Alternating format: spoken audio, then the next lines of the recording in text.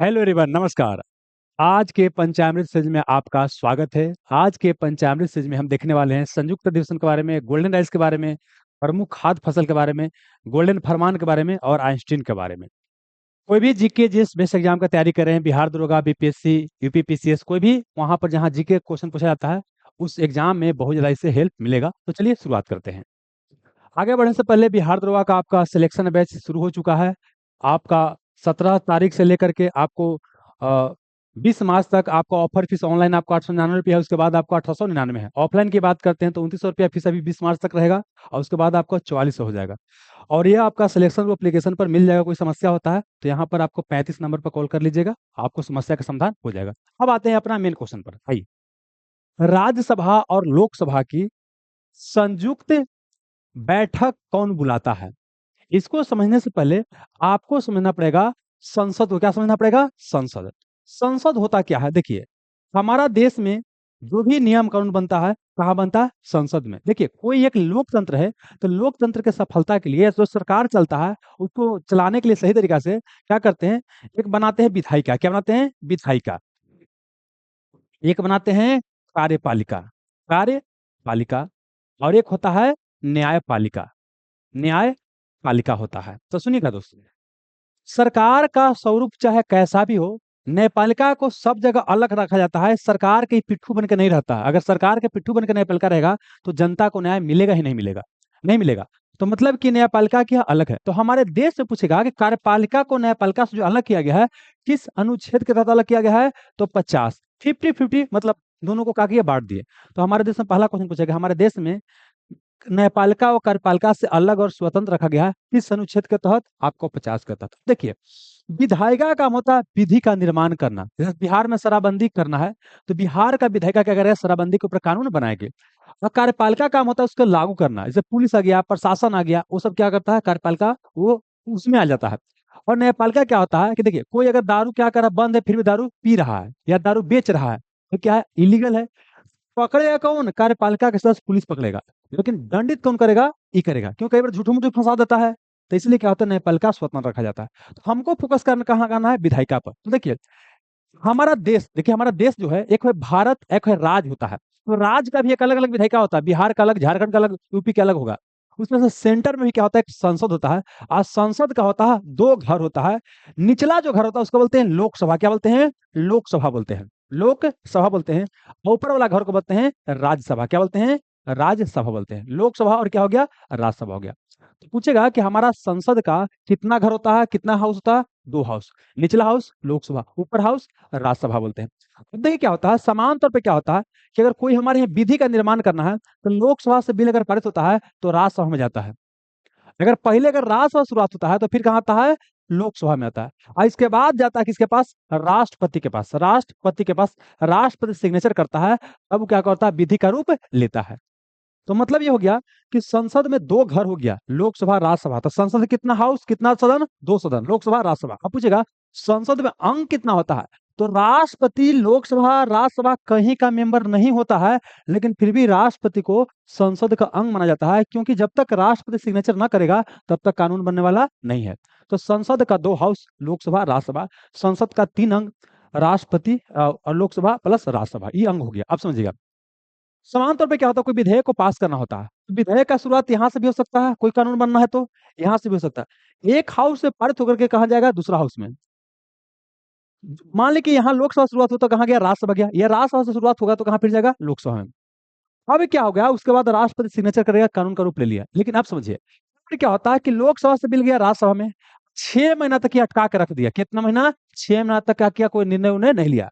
या ऐसा हो सकता है कि राज्यसभा से कोई बिल कहाँ गया? राज्यसभा में आ गया। कोई इसके ऊपर निर्णय नहीं ले रहा है और यह अवधि 6 महीना के आसपास हो गया है। तो यह माना जाता है कि संसद के दोनों जो घर है इसके बीच क्या है? गतिरोध पैदा हो गया। एगो बोल रहा है हाँ, एगो बोल रहा है ना, मतलब लड़ाई झगड़ा पैदा हो गया। तो उस लड़ाई झगड़ा को दूर करने के लिए क्या करते हैं?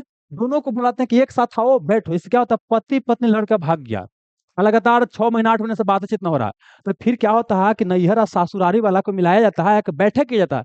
तो बुलाया जाएगा बैठक, इसी को बोलते हैं संयुक्त अधिवेशन। क्या बोलते हैं? संयुक्त अधिवेशन। मतलब क्या हो गया कि जो लोकसभा है और जो राज्यसभा है, कि दोनों को मिला करके जो बैठक बुला रहे हैं, इसी को बोलते हैं संयुक्त अधिवेशन। संयुक्त अधिवेशन बोलते हैं। अब देखिए एक पूछेगा कि संयुक्त अधिवेशन बुलाता कौन है, पूछेगा कि बुलाता कौन है।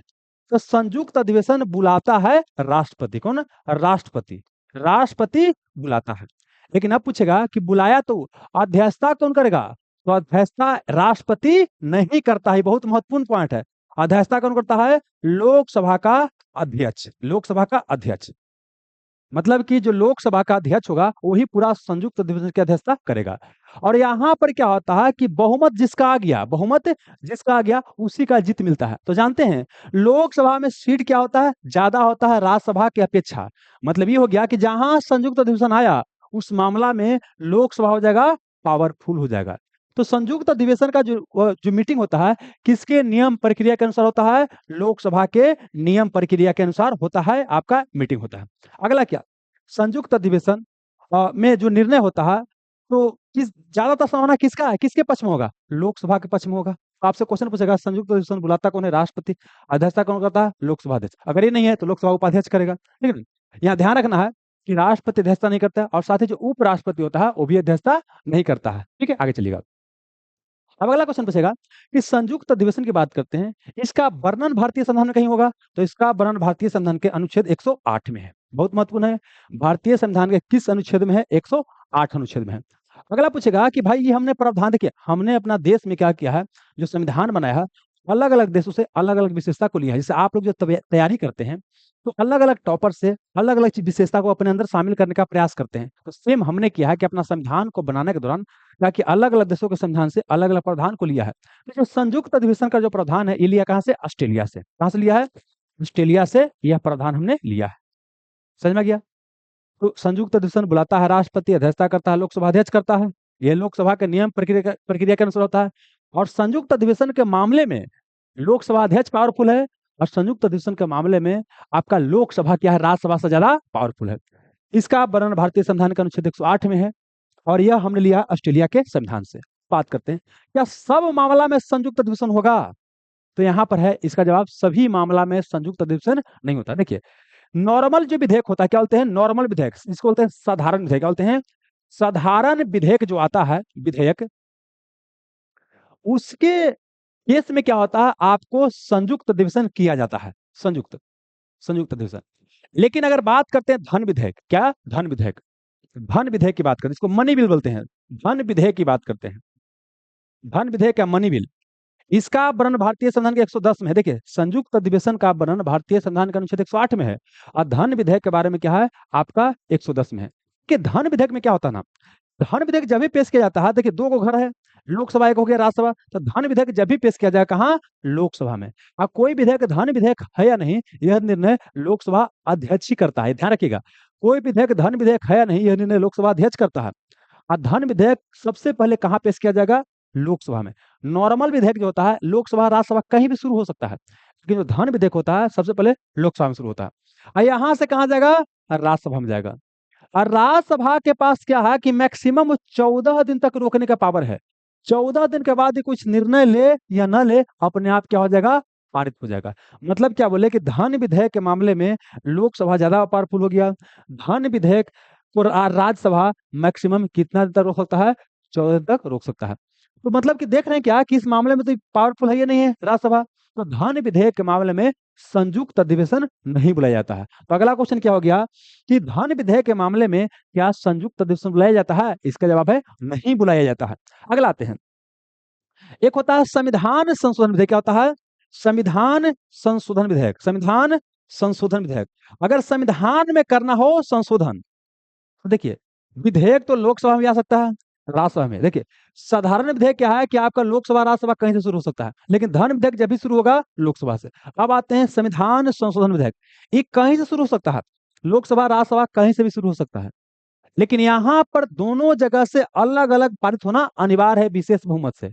यहाँ पर क्या बोले, दोनों जगह से अलग अलग पारित होना अनिवार्य है और यहाँ पर कोई संयुक्त अधिवेशन नहीं बुलाया जाता है।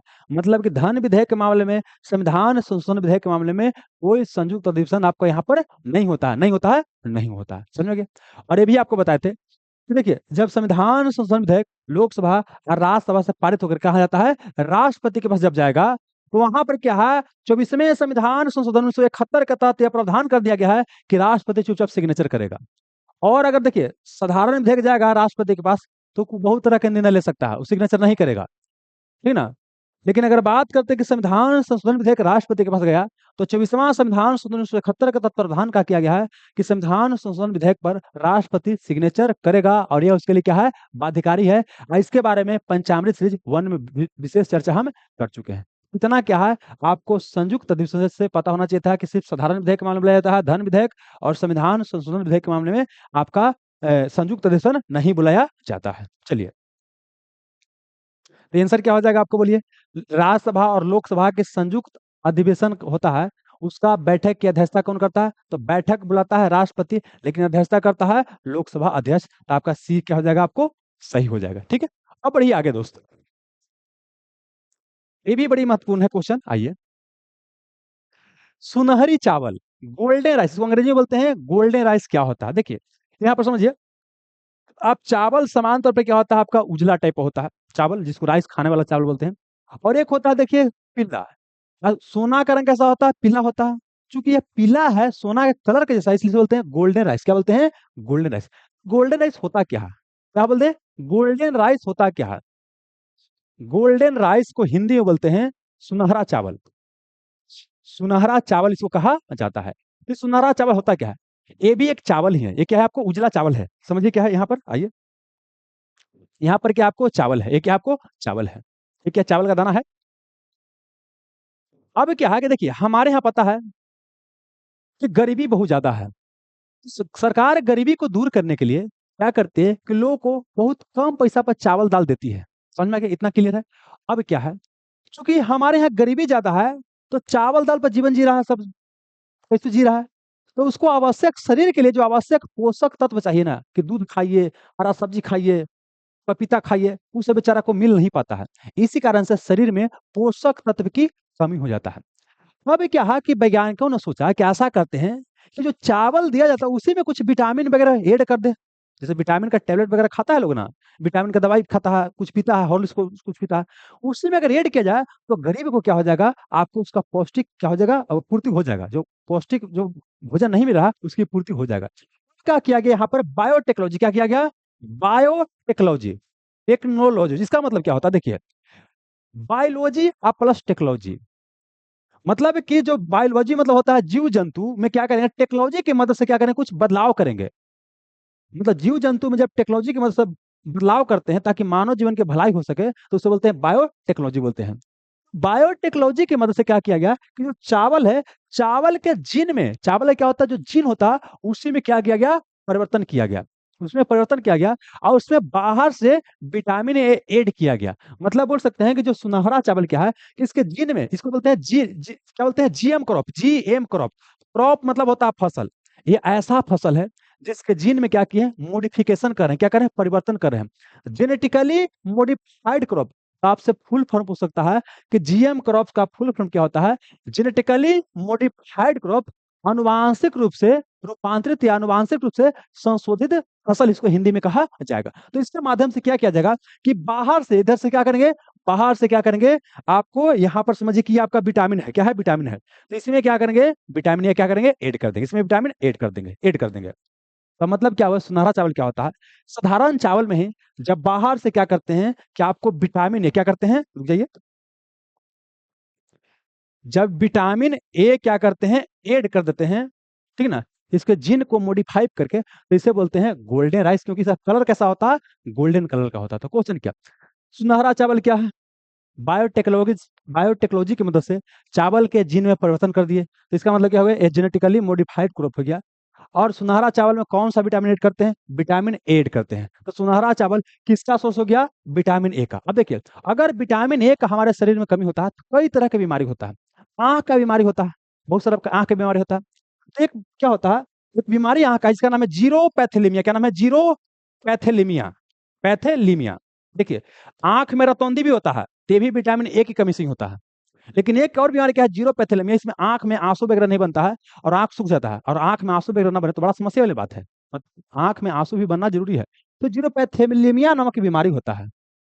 और जब ये विटामिन ए मिल जाता है तो जीरो पैथेलेमिया बीमारी नहीं होता है। तो मतलब क्या हुआ, गोल्डन राइस क्या है, एक जेनेटिकली मॉडिफाइड क्रॉप है, अनुवांशिक रूप से रूपांतरित क्या है आपका चावल है। इसमें कौन सा विटामिन पाया जाता है? Vitamin A. तो गोल्डन राइस विटामिन ए का अच्छा सोर्स है। विटामिन अधिक सुनहरा चावल किस रोग से लड़ने में मदद करता है? जीरोपैथिलीमिया। इसी को घुमा के पूछ देगा, जीरोपैथिलीमिया के लिए कौन सा विटामिन आवश्यक है? आपको विटामिन ए। देखिए, कोई चीज में हम बाहर से जब कुछ को ऐड करते हैं तो उससे बोलते हैं फूड फोर्टिफिकेशन। क्या बोलते हैं? Food fortification. Food fortification. Fortification मतलब किलाबंदी करना नहीं होता कि पहले के राजा महाराजा किला बनाता था ताकि हमको सुरक्षा हो सके। फूड में और ऊपर से क्या कहता है? न्यूट्रिशन वैल्यू, पोषक पोषक मूल्य बोल सकते हैं, या पोषक वैल्यू क्या करते हैं? जोड़ते हैं। इसी को बोलते हैं फूड फोर्टिफिकेशन। तो मतलब क्या हो गया कि जो गोल्डन राइस है किसका एग्जांपल है? फूड फोर्टिफिकेशन का। किसका एग्जांपल है? फूड फोर्टिफिकेशन का। ये भी क्वेश्चन पूछेगा कि फूड फोर्टिफिकेशन क्या होता है? जब फूड में बाहर से कोई पोषक तत्व ऐड करते हैं तो उसे बोलते हैं फूड फोर्टिफिकेशन बोलते हैं। क्या ऐड करते हैं? विटामिन ए ऐड किए, और भी कुछ ऐड किया जा सकता है। समझ में आ गया? अब आते हैं, एक होता है फूड एल्टरेशन। क्या होता है? Food alteration, food adulteration. देखिए, लइकन क्या होता है? जिम जाता है। जिम जाने के बाद क्या करता है? ये वो होता है केला दूध खा के शरीर बढ़ाइए, क्या करता है? घोंपवा लेता है ने सुई 5 गो, एगो चुत्तर में, एगो है ने घुसा वाला है ना। एकदम फूल के एकदम ऐसे हो गया, 2 महीने के बाद ऐसे हो गया, है ना। फिर तरह तरह की बीमारी हो गया। ये क्या है? फूड एल्टरेशन। एडल्ट इंडस्ट्री में जो पॉर्न वीडियो वगैरह में जो लड़की लोग काम करती है, चेस्ट पर पीछे बैक में क्या करती है? अलग अलग दवाई लगाती है ताकि क्या हो? सब बढ़े। ये क्या? फूड एल्टरेशन है। इंजेक्शन वगैरह लगवाती है। अब उसी तरह से आप देखते हो, ये तो हो गया क्या आपको बहुत खतरनाक प्रभाव। फूड अल्टरेशन में क्या होता है? बहुत खतर फूड अल्टरेशन होता है क्या? देखिए, ये भी क्या है कि फूड में कुछ मिला ही रहे हैं, लेकिन यह क्या है कि आपको फूड के जो बोल सकते हैं खाने से हम बीमारी पैदा करेगा या हमारे शरीर को नुकसान पहुंचाएगा। फूड फोर्टिफिकेशन में फायदा हो रहा था, यहाँ पर क्या होगा? घाटा होगा। एग्जाम्पल कुछ और समझाते हैं, नॉर्मल एग्जाम्पल। जैसे देखिए, आप जानते हैं क्या होता है? एक होता है खोबा। दूध का क्या बनता है? आपको खोबा, खोआ बनता है। दूध का फेनुस क्या उसको बोलते हैं? खोआ मतलब घटाता है। और उसमें क्या करता है जानते हैं? दूध बेचने वाला तो उसमें क्या करता है? चावल मिला देता है। क्या करता है? चावल पीस दिया, पीस के क्या मिला दिया। तो ये क्या हो गया? आपका फूड अल्टरेशन हो गया। कई जगह देखते हैं कि दूध में क्या मिला दिया? दूध में पानी। दूध में क्या मिला दिया? पानी मिला दिया। ये भी क्या है? फूड अल्टरेशन हो गया। हालांकि दूध में पानी, दूध में चावल मिला, यहाँ तो समस्या नहीं आ रहा था, लेकिन अब सुनते हो क्या होता है कि जो लाल मिर्च होता है, लाल मिर्च जिसको मिचाई कहते हैं नॉर्मल भाषा में, लाल मिचाई में क्या करता है कि ईंटा होता है ना, ईंट, ईंट को पीस के क्या किया? ईंट को पीस के मिला दिया, ईंट को पीस कर मिला दिया। ये तो हेल्थ को नुकसान पहुंचेगा, है ना। आप सुनते हो कि जीरा क्या होता है? आपको जीरा होता है, जीरा होता है। तो जीरा वगैरह में क्या रेगनी कांटा वगैरह होता है, उसको जो फसल होता है उसको मिला देते हैं। जीरा वगैरह में अलग अलग चीज मिला देते हैं, सिमिलर तरह की चीज मिला देते हैं ताकि लोग को पता ना चले, लेकिन वो खाएगा उसको तो बीमारी होगा ना। तो मतलब कि फूड फोर्टिफिकेशन अच्छा था, फूड को और अच्छा बना रहे थे। अब फूड अल्टरेशन क्या है? इस स्वास्थ्य के लिए क्या होता है? नुकसानदेह होता है। ये दोनों आपको पता होना चाहिए था। मतलब कि यहाँ क्या है? गोल्डन राइस और फूड अल्टरेशन आपको साथ में पता होना चाहिए। तब आइए पढ़िए, सुनहरी चावल क्या है? चीन की पीली नदी के तट पर उगाई गई चावल है। किस? बिल्कुल गलत है। चीन की पीली नदी बोलते जानते हैं इसको? होंगहो नदी से चीन का शोक कहा जाता है, वो पीला सागर में गिरता है। तो ये आपका आंसर नहीं होगा। लंबे समय के उपरांत पीली अफाट टिंट वाला चावल, इससे फालतू वाला चीज है। आगे आइए, एक ट्रांसजेनिक चावल की किस्म जिसमें कैरोटीन के लिए जिन तत्व उपलब्ध है। मान लीजिए अभी पूरा क्लियर नहीं हुआ, नीचे पढ़िए। चावल की एक जंगली किस्म जिसमें पीले रंग के दाने होते हैं, इस फालतू नहीं है। देखिए, हो सकता है कि जो बताया गया वो आपको पूरा का पूरा क्लियर नहीं हुआ, लेकिन अब तो यहाँ का बोला गया है क्या? ट्रांसजेनिक। ट्रांसजेनिक का मतलब क्या होता है? उसका जीन क्या करें, हमें चेंज करें, ठीक ना। और विटामिन ए को बोलते हैं, विटामिन ए क्या होता है? वो कैरोटीन का भी क्या होता है? सोर्स होता है। तो मतलब बोल सकते हैं कि यह ट्रांसजेनिक चावल की किस्म है जिसमें कैरोटीन के लिए क्या करते हैं? जिन तत्व क्या होता है? उपलब्ध होता है। तो इस तरह से हमें क्या करना था? गोल्डन राइस और फूड फोर्टिफिकेशन, फूड एल्टरेशन को कवर करना था। कुछ जानते हैं? ये तो हो गया क्या? सोनारी चावल ये भी क्या है कि जीएम क्रॉप हो गया। कुछ और हमारे यहाँ जीएम क्रॉप है जिसका नाम क्या है? एक आपने सुना होगा बीटी कॉटन। क्या सुना होगा? बीटी कॉटन सुना होगा। एक सुना होगा BT brinjal, BT brinjal, brinjal.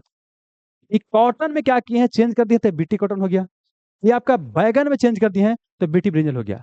तो यह तो अच्छा चीज लग रहा है, लेकिन अब क्या है? कोई फसल के अगर हम जीन को चेंज कर रहे हैं तो हो सकता है उसका कोई खराब एडवर्स इफेक्ट भी आ जाए, है ना। तो इसलिए वैज्ञानिक के बीच क्या है? चिंता का कारण है। तो इसलिए क्या है कि बीटी कॉटन तो कभी उपज रहा है, लेकिन बीटी ब्रिंजल को क्या फिलहाल क्या है? आपको बैन किया गया है। तो आपको समझ में आ गया। अब बढ़ते हैं आगे, आइए। अगला क्वेश्चन है कि अंग्रेजों को सुनहरा फरमान प्रदान किया गया था। ये बेसिकली टॉपिक हमारा क्या हो गया? यूरोपीय कंपनी का आगमन भारत में हुआ। तो पिछले लेसन बताए थे, यहाँ पर बताना है ये टॉपिक क्या है? ईस्ट इंडिया कंपनी और भारत, टॉपिक क्या, ईस्ट इंडिया कंपनी और भारत। तो समझिए क्या हुआ, आपको समझाते हैं। देखिए पहले मैप को देखिए, एक मिनट रुकिएगा। हाँ, इसको देखिए ना, इसको देखिए।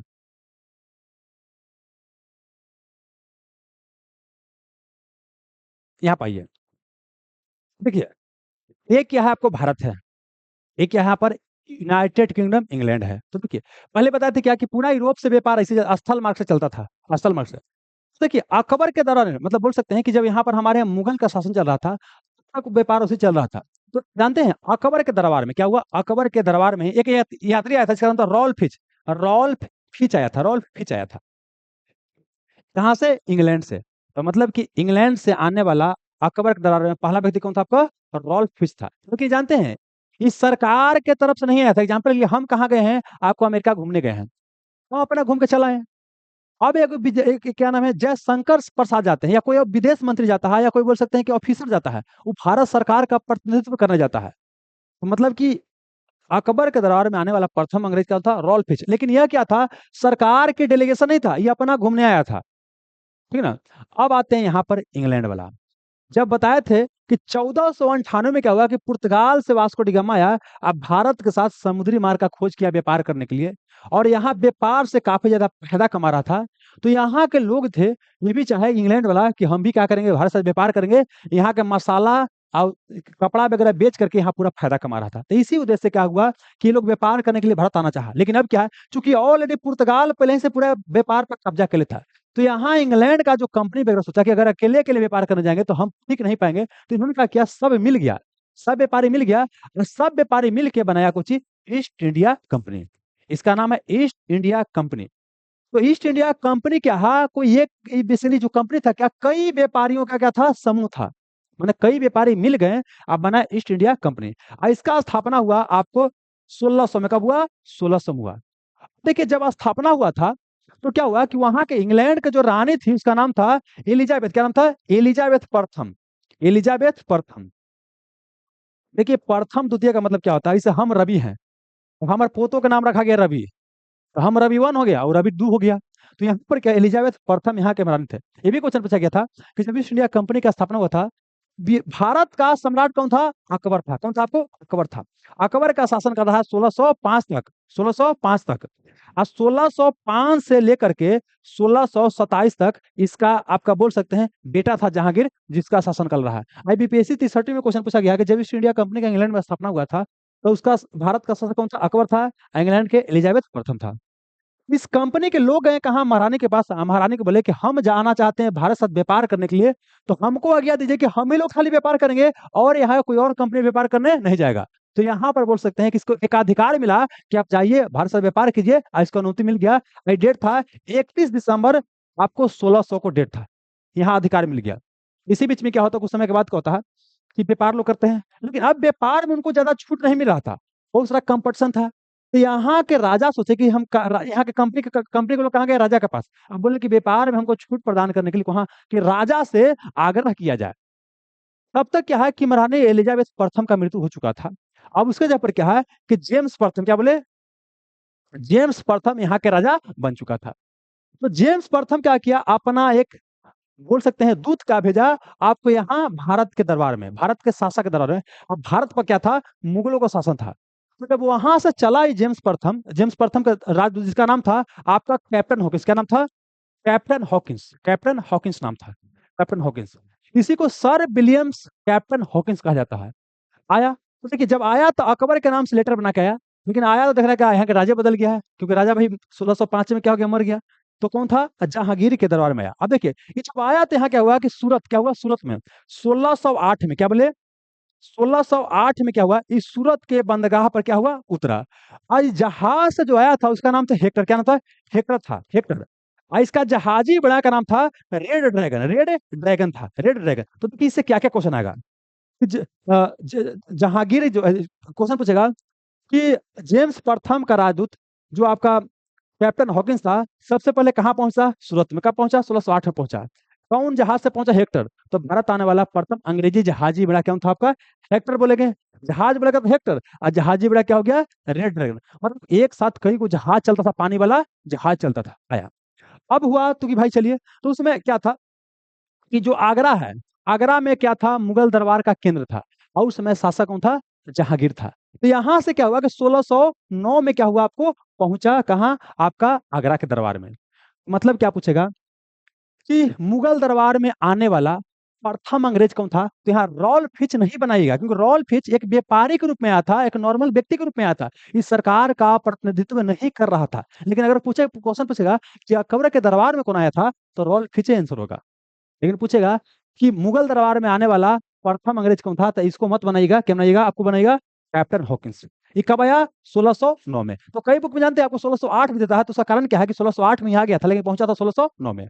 देखिए, जब यहाँ आया तो भारत के लोग अतिथि देवो भव, पूरा इज्जत मान सम्मान दिए, और इसको इंग्लिश खान की उपाधि क्या दिए, इंग्लिश खान की उपाधि, इंग्लिश खान की उपाधि। तो पूछेगा कि इंग्लिश खान की उपाधि किस दिया गया, कैप्टन हॉकिंस को दिया गया। कौन दिया, तो इंग्लिश खान की उपाधि कौन दिया, आपको जहांगीर दिया। ठीक है, अब देखिए, इसको कई तरह का सुविधा दिया गया। अभी आया था, इसका उद्देश्य क्या था कि हुक्म क्या है कि यहाँ पर फैक्ट्री व्यापारिक कोठी खोलने का अनुमति प्राप्त कर ले, और इसने क्या किया कि अनुमति मांग भी लिया, और यहाँ क्या हुआ, इसको सूरत में फैक्ट्री खोलने का अनुमति मिल भी गया। लेकिन तुरंत क्या हुआ, कुछ संबंध खराब हो गया, तो इसको रोकवा दिया गया। तो अलग कहानी है, फिलहाल समझे। अभी बाद में क्या होता है कि 1615 में एक और व्यक्ति जिसका नाम होता है सर टॉमस, क्या नाम था, सर टॉमस रो। इसको भी भारत भेजा जाता है व्यापारिक छूट लेने के लिए, कि जाइए भारत के राजा से मिलिए और बोलिए कि हमें कुछ व्यापारिक छूट दिया जाए। तो यहाँ पर आया सर टॉमस रो।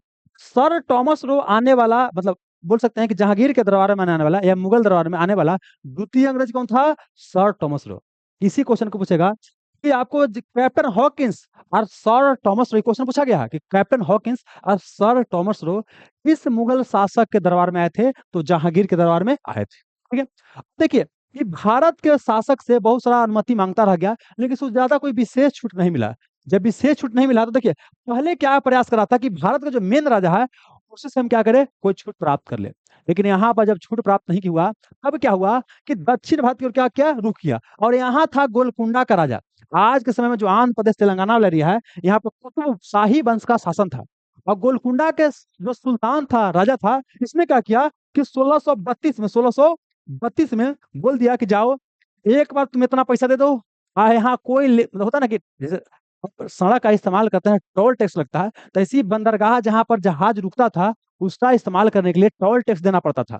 तो यहाँ बोला कि एक बार तुम क्या करो, पैसा दे दो। अब कितना पैसा हमारा काम का नहीं है, ऐसा होता 500 वार्षिक पैगोडा, वो सब फालतू की चीज है। मतलब क्या बोले, 1632 में गोलकुंडा के सुल्तान ने क्या किया, गोल्डन फरमान क्या जारी किया, गोल्डन फरमान, इसी को बोलते हैं सुनहरा फरमान जारी किया 1632 में। और उसके तहत क्या मिल गया अंग्रेज को, कि यहाँ पर बिना कोई रोक टोक के व्यापार कर सकते हैं। अब क्या हुआ कि 1707 तक पूरे भारत पर, देखिए, गोलकुंडा का सुल्तान भी था ना, वो भले अलग राजा था, लेकिन बोल सकते हैं कि मुगल के संरक्षण या मुगल का अधीनता स्वीकार करता था।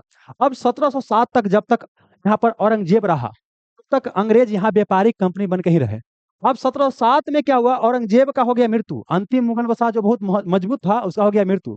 और जब मृत्यु हो गया, तो यहाँ कई सारा यूरोपीय कंपनी आयल था, यहाँ से कई सारा कंपनी आयल था, कहाँ, इंग्लैंड के अलावा पुर्तगाल का, स्पेन का, हेने होने सब जगह के, इस सब आपस में क्या हुआ, भारत पर प्रभुत्व स्थापित करने का प्रयास करना शुरू किया। इसने राजा को दबाव दिया कि हमको और छूट दीजिए। अब क्या हुआ कि उसी समय क्या हुआ, 1717 में मुगल बादशाह था फरुख सियार, क्या था, फरुख सियर था, फरुख सियर था। ये फरुख सियर क्या किया कि चूंकि राजा है, तो इसने क्या किया, रॉयल ऑर्डर क्या जारी किया, रॉयल फरमान, रॉयल फरमान।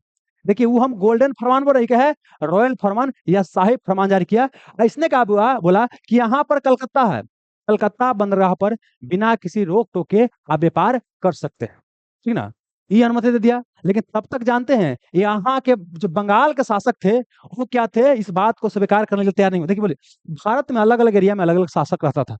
ऐसा करते, रुकिए एक और चीज दिखाते हैं बाबू, यहाँ पर रुकिए थोड़ा सा। हाँ, यहाँ पाइए, देखिए क्या हुआ कि 1632 में गोलकुंडा के सुल्तान से यहाँ पर गोल्डन फरमान क्या मिल गया, गोल्डन फरमान मिल चुका है, यहाँ व्यापार कर रहा है।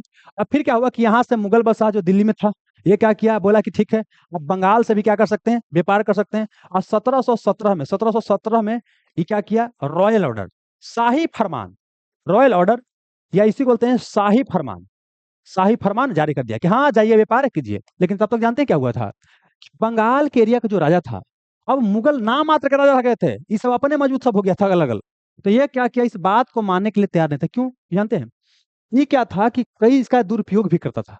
बात में जानते हैं, इसीलिए सब जब ये बंगाल के ये तो बोल दिया कि जाओ व्यापार करो, लेकिन बंगाल के नवाब बोला कि ना हम नहीं कर देंगे। और यही बाद में क्या होता है, अंग्रेज के बीच ईस्ट इंडिया कंपनी और जो बंगाल के जो नवाब होते हैं, यहाँ के जो राजा होते हैं, इसके बीच क्या होता है, मतभेद का कारण बनता है। और यही बाद में क्या होता है, 1757 के प्लासी की लड़ाई में क्या होता है, कन्वर्ट होता है। और फिर 1764 में अंततः क्या होता है, आपको बक्सर का युद्ध होता है। और उसके बाद क्या होता है, ईस्ट इंडिया कंपनी भारत के बंगाल एरिया को क्या करता है, जीत लेता है। तो ये सब का कहानी क्या करेंगे हम बाद में बताएंगे। यहाँ पर हम दो ही चीज बताना चाहते हैं कि गोल्डन फरमान 1632 में गोलकुंडा के सुल्तान ने जारी किया था आपको अंग्रेज को, इसके माध्यम से क्या है कि कुछ पैसा दे करके आप फ्री व्यापार कर सकते हैं।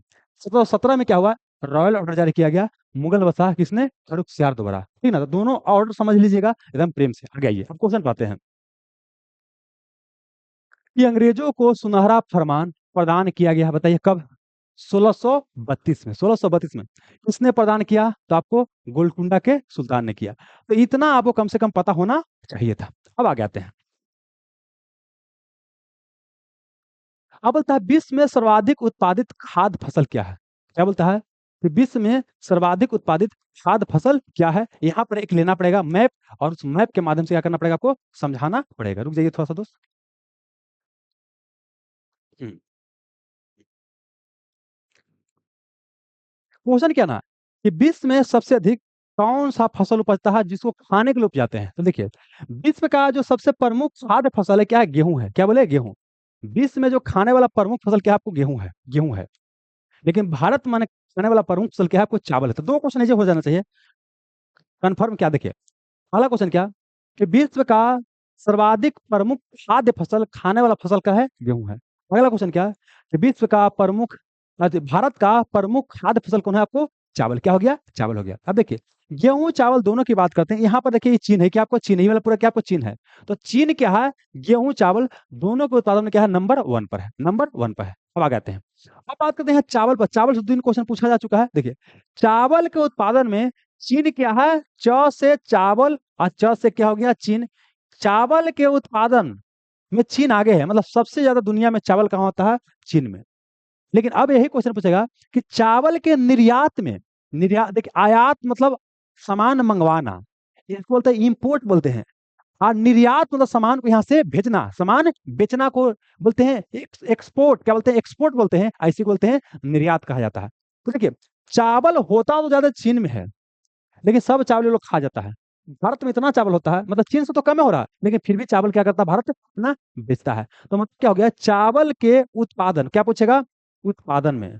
उत्पादन में कौन होता है, आपका चीन होता है। उत्पादन में कौन हो गया, आपको चीन हो गया। लेकिन निर्यात पूछे, क्या पूछेगा, निर्यात पूछेगा। तो निर्यात में कौन होता है, तो निर्यात में आपका होता है भारत। कौन हो गया, आपको भारत। दो क्वेश्चन जैसे महत्वपूर्ण हो गया, आप आगे समझिएगा। अब जरा हम गेहूं की बात करते हैं। कहाँ गेहूं, देखिए, गेहूं तो चीन में होता है मुख्य रूप से। अब देखिए, इसके अलावा क्या होता है कि यहाँ पर देखिए, क्या है, ये आपका रसिया है, ये एरिया क्या है, यूक्रेन है। तो यूक्रेन के एरिया में क्या होता है, स्टेपी नामक घास का मैदान होता है। और स्टेपी नामक घास का मैदान क्या है, आपको कुछ हिस्सा रसिया में है, मतलब बोल सकते हैं कुछ हिस्सा यूरोप में है, कुछ हिस्सा कहा आपको एशिया में फैला हुआ है। और स्टेपी नामक घास का मैदान यहाँ पर उत्तरी अमेरिका में प्रेरी होता है ना। इस सब एरिया में क्या होता है, पूरा गेहूं इधर में पाया जाता है। तो यहाँ पर गेहूं पूरा पाया जाता है। इसको यूक्रेन को बोलते हैं अनाज का भंडार, विश्व का अनाज का भंडार, या bread basket of the world. विश्व के रोटी का डलिया किसे कहते हैं, तो यूक्रेन को कहा जाता है bread basket of the world कहा जाता है। ये पॉइंट हो गया क्लियर। अब आइए, आपके ऑप्शन में दिया हुआ था कहवा के बारे में, दिया हुआ आप नहीं देखेंगे, यहाँ पर हम दिखा देते हैं। यहाँ पे क्या है, फिर समझ में आ गया, विश्व में सर्वाधिक उत्पादित खाद्य फसल को हो गया। तो समझ आता क्या होता है, आपको कहाँ चला गया हो। हाँ, विश्व में क्या है, गेहूं है, और भारत में क्या है, आपको चावल है। अब बात करते हैं कहाँ, चाय की बात करते हैं। देखिए, पूरा दुनिया में जो चाय होता है कहाँ होता है, सबसे ज्यादा चीन में होता है।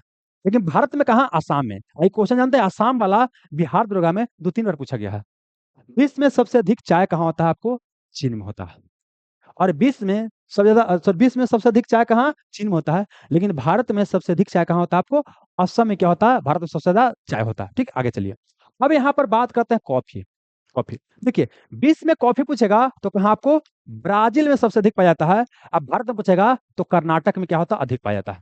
विश्व में सबसे अधिक कॉफी कहाँ, ब्राजील देश में, जब ये भारत में पूछेगा तो कहा हो जाएगा कर्नाटक हो जाएगा। अभी क्या है कि आपको यहाँ पर समझना पड़ेगा कि हम किसकी बात कर रहे हैं। यहाँ पर एक और मैप लेते हैं बाबू।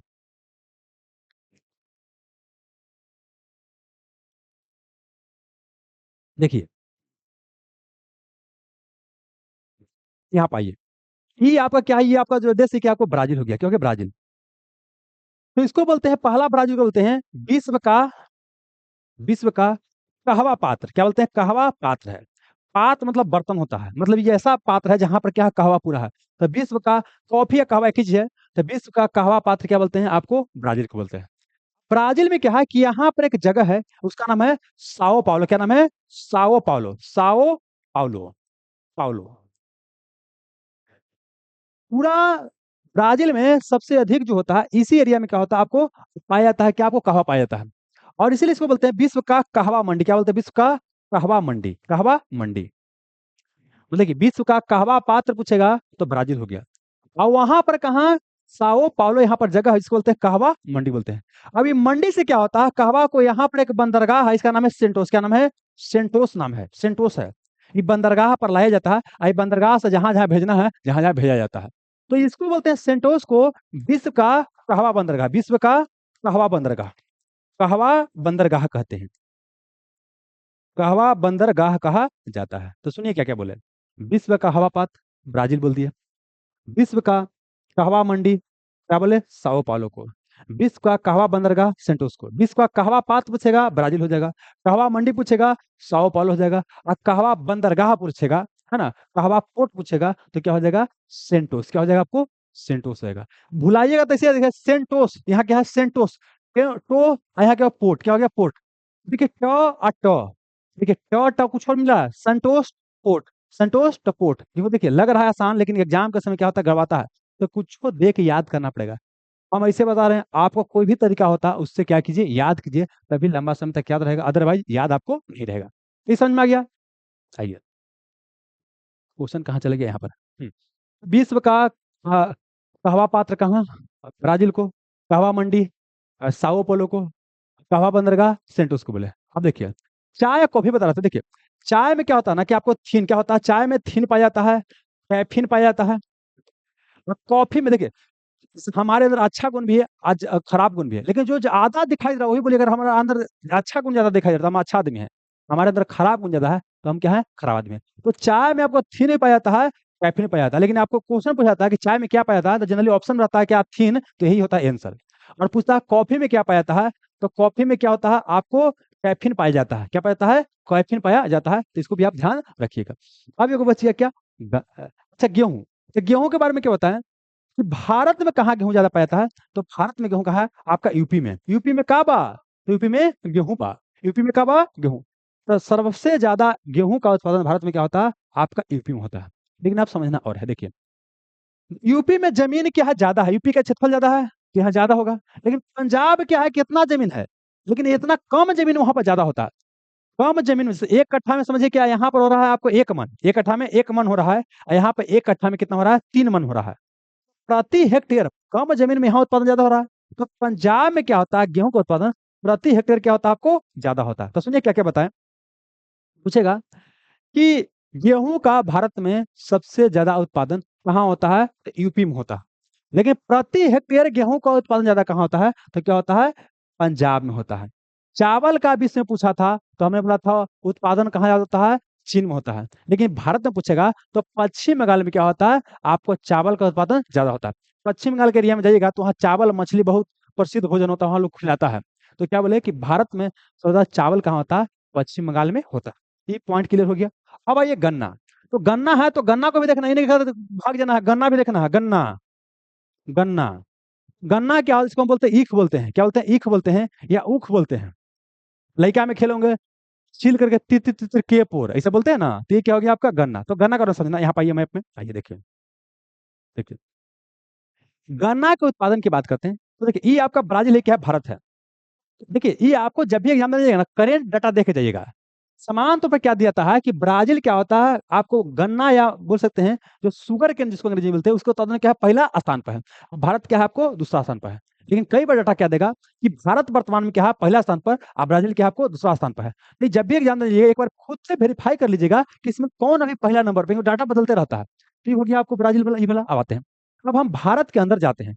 भारत के अंदर में आपको ज्यादा कहाँ पाया जाता है, रुक जाइए थोड़ा सा देख लेते हैं, मैप है यहाँ पर, यहाँ पाइए। देखिए, भारत के अंदर में क्या है कि यहाँ पर आपका है यूपी, क्या है, यूपी है। तो यूपी में गन्ना का उत्पादन, क्या गन्ना के उत्पादन में यूपी क्या है, आपको आगे है। गन्ना के उत्पादन में बिहार में भारत में कौन है, आपका यूपी क्या है, आगे है। लेकिन आप समझिए, गन्ना तो यहाँ ज्यादा है, लेकिन गन्ना मिल वहां बहुत कम है। तो गन्ना मिल ज्यादा कहाँ है, यहाँ पर महाराष्ट्र, यहाँ पर क्या है, महाराष्ट्र है। तो महाराष्ट्र में क्या है, आपको गन्ना मिल क्या है, ज्यादा है, गन्ना मिल। तो सुनिए क्या बोले, पहला क्वेश्चन बोले कि भारत में गन्ना सबसे अधिक कहाँ पाया जाता है, तो कहाँ हो गया आपका यूपी में। वो पूछेगा कि सबसे ज्यादा गन्ना का मिल कहाँ है, तो महाराष्ट्र में।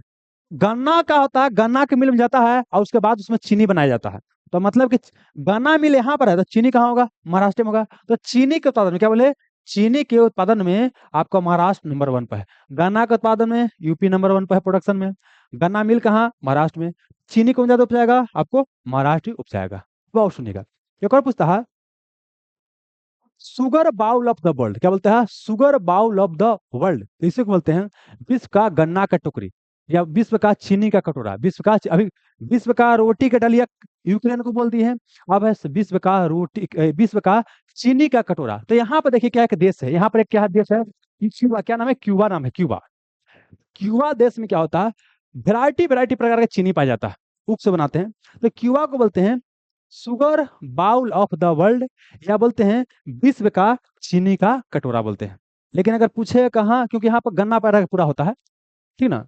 अब अगर यही पूछेगा क्या कि भारत में चीनी का कटोरा किसे बोलते हैं, sugar bowl of the India किसे कहते हैं, तो यह यूपी को ही कहते हैं। किसको कहते हैं, यूपी को। देखना, महाराष्ट्र को नहीं कहते, किसको कहते हैं, यूपी को ही कहते हैं। तो बोले क्या, sugar bowl of the world Cuba को बोले, sugar bowl of the India किसको बोलती है, यूपी को बोलती है। तो इतना आपको पता होना चाहिए था। अब आते हैं आगे। या हेला, कहाँ भाग गया हो।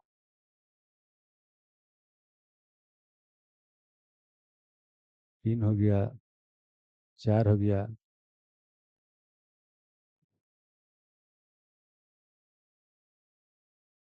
एक क्वेश्चन कहीं गड़बड़ा गया क्या बाबू, एक और क्वेश्चन गड़बड़ा रहा है, रुक जाइए थोड़ा सा, इधर होगा कहीं, नहीं होगा तो हम क्वेश्चन ले लेंगे बाबू। चलिए, ये क्वेश्चन नहीं, हम ले लेते हैं, यहाँ पर क्वेश्चन यहाँ से सेट किया गया है, क्योंकि अभी बहुत महत्वपूर्ण है। आइए, ये देखिए, ये वाला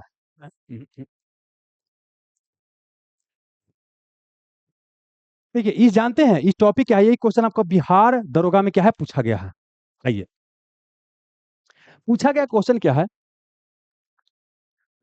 कि अल्बर्ट आइंस्टीन थे, क्या थे, अल्बर्ट आइंस्टीन का योगदान क्या था, ये चिकित्सक थे, मतलब डॉक्टर थे, या केमिस्ट थे, रसायन शास्त्री थे, या भौतिक शास्त्री थे, फिजिक्स के फील्ड में इनका योगदान था, या जीव विज्ञान के फील्ड में क्या योगदान था।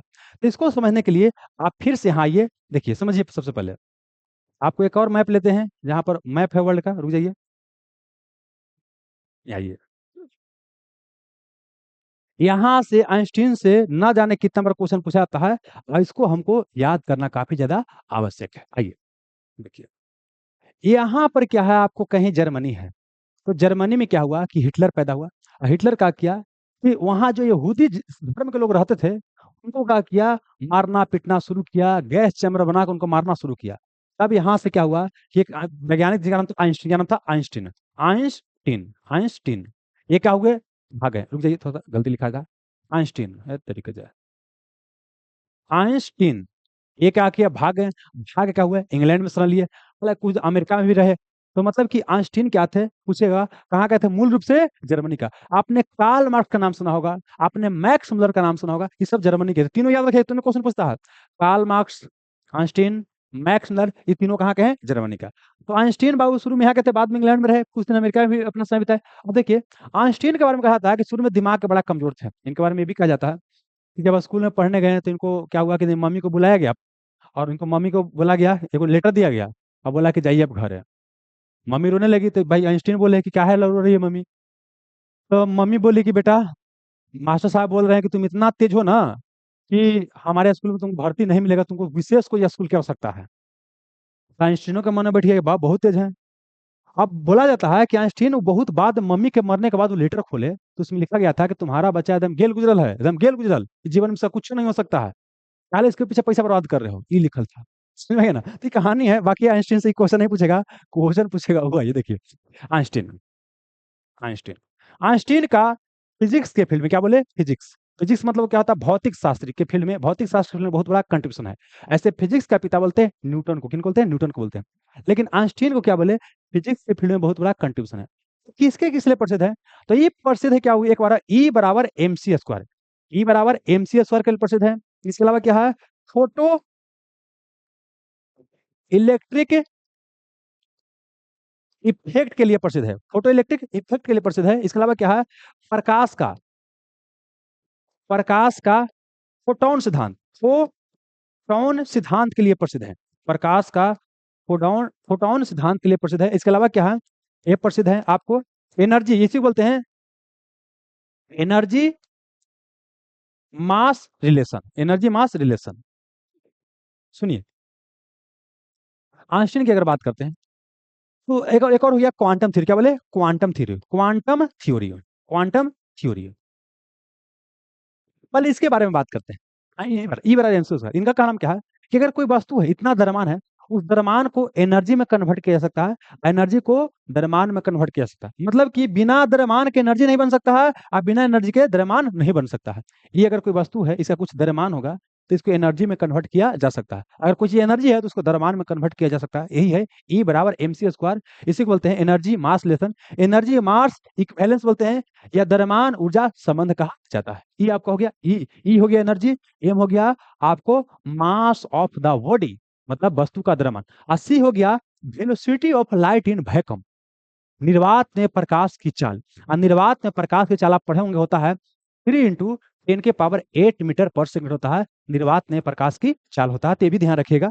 निर्वात में पूछेगा, हवा में पूछेगा, यही होता है, ये हो गया, कहते हैं। अब क्या है, क्वांटम थ्योरी की बात करते हैं। देखिए, शुरू में ऐसा माना गया प्रकाश जो होता है कण के रूप में चलता है, न्यूटन क्या बोलते हैं, कण के रूप में चलता है। ये सब क्वेश्चन पूछेगा, प्रकाश का कण सिद्धांत किसने दिया है, न्यूटन, इसको लिख ही देते हैं। सुनिए, ये सब क्वेश्चन पूछा गया है, प्रकाश का कण सिद्धांत, प्रकाश का कण सिद्धांत, particle nature of the light is given by Newton, कौन दिए हैं, न्यूटन दिए हैं। Particle nature of light is given by Newton, प्रकाश का कण सिद्धांत न्यूटन दिए हैं। बाद में एक वैज्ञानिक आए जिन्होंने बोला कि नहीं, प्रकाश कण के रूप नहीं बल्कि प्रकाश तरंग के रूप में चलता है, और यह प्रकाश का तरंग सिद्धांत की बात करते हैं तो ये हाइजन दिए, प्रकाश का तरंग सिद्धांत, प्रकाश का तरंग सिद्धांत कौन दिया है, हाइजन, हाइजन नामक वैज्ञानिक ने दिया है। ये भी आपको समझ में आ गया। अब बाद में एक और वैज्ञानिक आए, वो बोला कि नहीं, प्रकाश कण के रूप में भी चलता है और प्रकाश तरंग के रूप में भी चलता है, बोले हाँ, इसको बोलते हैं dual nature of the light, प्रकाश का द्वि सिद्धांत, प्रकाश का द्वि सिद्धांत, या द्वि प्राकृतिक, या बोलेंगे dual nature of the light, इसको अंग्रेजी में लिखे ज्यादा अच्छा रहेगा, dual nature of the light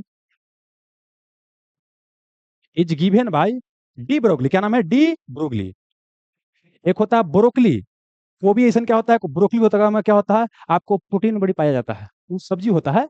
और यहाँ पर क्या बोले, dual nature of light is given bye de Broglie. यहाँ तक क्लियर हो गया, अब आते हैं। बाद में बोला कि नहीं, प्रकाश जो होता है ये आपका कण तरंग के रूप में नहीं चलता है, बल्कि प्रकाश क्या होता है, छोटा छोटा क्या होता है, पैकेट के रूप में, छोटा छोटा क्या होता है, आपको पैकेट के रूप में क्या होता है, चलता है। और इस पैकेट को बोला गया क्या, फोटोन, क्या बोला गया, फोटोन बोला गया। प्रकाश के जो पैकेट है, छोटा छोटा पैकेट को देखिए, कोई सरफेस पर जब क्या होता है कि वहां से प्रकाश इमिट होता है ना, तो कहा गया कि देखिए, प्रकाश जो होता है ना, आपको छोटा छोटा पैकेट, क्या हो, छोटा छोटा पैकेट के रूप में क्या हो, आगे बढ़ रहा है, तो इसको बोलते हैं प्रकाश का फोटोन सिद्धांत, क्या बोलते हैं, प्रकाश का फोटोन सिद्धांत, फोटोन सिद्धांत। तो प्रकाश का फोटोन सिद्धांत यह कौन दिए हैं, तो यह दिए हैं आइंस्टीन दिए हैं, आइंस्टीन दिए हैं। ये समझ में आ गया, प्रकाश का फोटोन सिद्धांत कौन दिए हैं, आइंस्टीन दिए हैं। अब देखिए, ये जब समझ में आ गया, ये सब याद रखिएगा, प्रकाश का कण सिद्धांत न्यूटन, मजाक मत लीजिएगा, ये सब पूछा जाता है। भले क्वेश्चन 5 को लेकिन जितना बताते हैं ना सब पूछा जाता है, इसलिए बाबू इसका फायदा उठाइए। प्रकाश का तरंग सिद्धांत हाइजेन, अब dual nature of light de Broglie, और प्रकाश का फोटोन सिद्धांत आइंस्टीन। देखिए समझिए क्या होता है, देखिए इस घटना का सब फोटो इलेक्ट्रिक इफेक्ट। देखिए, पहले क्या है, एक वैज्ञानिक थे जिनका नाम था आपका मैक्स प्लैंक, आपने सुना होगा Max Planck, Max Planck, Max Planck. तो मैक्स प्लांक ने क्या किया, लाइट के ऊपर स्टडी किया, लाइट के ऊपर स्टडी किया, और सबसे पहले क्वांटम थ्योरी के ऊपर यही काम किए हैं। मैक्स प्लांक ने सबसे पहले क्वांटम थ्योरी कौन दिया है, यही दी है मैक्स प्लांक। इन्होंने क्या देखा कि क्या किया कि सरफेस पर लाइट को के इंटर करवाया। तो लाइट के कारण क्या देखे कि यहाँ से क्या हो रहा है, कुछ आपको करंट क्या हो रहा है, इमिट हो रहा है, ठीक है ना। और साथ ही बोल सकते हैं कि देखे कि भाई प्रकाश जो आपका प्रकाश भी होता है, क्या होता है, छोटा छोटा क्या होता है, आपको पैकेट रूप में रिलीज हो रहा है। तो यहाँ पर क्या बोले, क्वांटम थ्योरी। तो quantum theory is given bye max Planck. अब मैक्स प्लांक ने क्वांटम थ्योरी पर काम किया, तो सबसे पहले एक फिजिक्स के ब्रांच के रूप में क्वांटम थ्योरी स्थापित हुआ। तो क्वांटम फिजिक्स का पिता कहते हैं मैक्स प्लांक को, फिजिक्स का पिता न्यूटन को, और क्वांटम फिजिक्स का पिता मैक्स प्लांक कहते हैं। बाद में इसी थ्योरी के ऊपर क्या किए आइंस्टीन, और काम किए, एक नया थ्योरी दिए, photo electric effect. Photo electric effect क्या दिए, फोटो इलेक्ट्रिक इफेक्ट। अब समझाते हैं फोटो इलेक्ट्रिक इफेक्ट क्या होता है। Photo electric effect, effect photo electric effect बोलते हैं प्रकाश का वैद्युत प्रभाव, प्रकाश का वैद्युत प्रभाव। जैसे आपने पढ़ा होगा कि हीटिंग इफेक्ट ऑफ करंट, कि करंट के कारण किसी में क्या हो रहा है, हीट उत्पन्न हो रहा है, या हीट के कारण किसी में करंट उत्पन्न हो रहा है, इसे पढ़ोगे थ्योरी। तो ऐसी क्या है कि आपका प्रकाश का वैद्युत प्रभाव, मतलब प्रकाश क्या है, करंट का फ्लो करवा सकता है। इन्होंने क्या बोला कि अगर कोई सरफेस है, कोई सरफेस है, इस पर क्या है, कोई आपको फिक्स फ्रीक्वेंसी का, ऐसा नहीं कोई फ्रीक्वेंसी का लाइट दीजिए, कोई फिक्स फ्रीक्वेंसी का अगर यहाँ पर लाइट इमिट करवाते हैं, तो इस सरफेस से क्या होता है कि आपका इलेक्ट्रॉन क्या होता है, इमिट होता है, इलेक्ट्रॉन क्या होता है, बाहर निकलता है। आप ये भी पढ़ोगे, आई बराबर क्यू बाई टी पढ़ोगे। आई हो गया करंट, और क्यू हो गया आवेश। आवेश की प्रवाह की दर को ही कहा जाता है विद्युत धारा बोलते हैं। और क्यू बराबर होता है n e by t. N हो गया नंबर ऑफ इलेक्ट्रॉन, कितना इलेक्ट्रॉन है, आई हो गया इलेक्ट्रॉन हो गया। अगर एन को मान लेते हैं कितना, 1 मान लेते हैं, तो यह हो जाएगा कुछ आई बराबर ई बाई टी। मतलब समय के साथ इलेक्ट्रॉन के प्रवाह को करंट कहा जाता है। मतलब कि इलेक्ट्रॉन की प्रवाह को ही क्या बोले, करंट। आवेश की प्रवाह के दर को बोलिए, क्या बोलिए, इलेक्ट्रॉन की प्रवाह के दर को करंट। तो हम क्या बोले, ये अगर कोई फिक्स इंटेंसिटी का लाइट किसी सरफेस पर गिराते हैं, तो वहां से क्या होगा, क्या होता है, इलेक्ट्रॉन रिलीज होता है। इलेक्ट्रॉन क्या करेगा, विद्युत प्रभाव उत्पन्न करेगा। तो यही हो गया क्या, प्रकाश का क्या हो गया, विद्युत प्रभाव। प्रकाश के कारण क्या हो रहा है, विद्युत प्रभाव दिखाई दे रहा है। फोटो मतलब होता है लाइट, लाइट के कारण इलेक्ट्रिक प्रभाव उत्पन्न हो रहा है, इसी को बोलते हैं फोटो इलेक्ट्रिक इफेक्ट कहा जाता है। और इस फोटो इलेक्ट्रिक पर काम करने के लिए आइंस्टीन को 1921 में दिया गया नोबेल पुरस्कार। क्या दिया गया, नोबेल पुरस्कार दिया गया। ये क्वेश्चन आपको बिहार दरोगा में और साथ ही बीपीएससी 64वीं प्री में क्वेश्चन पूछा गया है कि आइंस्टीन को नोबेल पुरस्कार किस काम के लिए दिया गया। वहां पर क्या है, ऑप्शन में रहेगा हमेशा ई बराबर एम सी स्क्वायर। तो ई बराबर एम सी स्क्वायर का बहुत बड़ा थ्योरी है, लेकिन इसके लिए इनको नोबेल प्राइज नहीं मिला है, बल्कि इनको नोबेल प्राइज मिला है फोटो इलेक्ट्रिक इफेक्ट के लिए मिला है। तो इस चीज को आप ध्यान रखिएगा, ठीक है। चलिए, तो बाकी यहाँ पर आज ये क्वेश्चन क्या था, हाँ, कि एल्बर्ट आइंस्टीन क्या थे, तो समझ में आ गया। ये क्या थे आपको, आपको भौतिक शास्त्री थे, हो गया। एक आइंस्टीन से एक और क्वेश्चन पूछता है, महात्मा गांधी जब मरे थे, इनके द्वारा एक स्टेटमेंट जारी किया गया था कि आने वाला पीढ़ियां, आने वाला जनरेशन, मतलब पोता पोती है ना, तो आपका पोता पोती, आने वाला पीढ़ियां शायद ही विश्वास कर पाएगा कि कोई ऐसा हाड़ मांस का व्यक्ति आया था जो दुनिया को क्या किया, शांति के रास्ता से क्या किया, बदल दिया।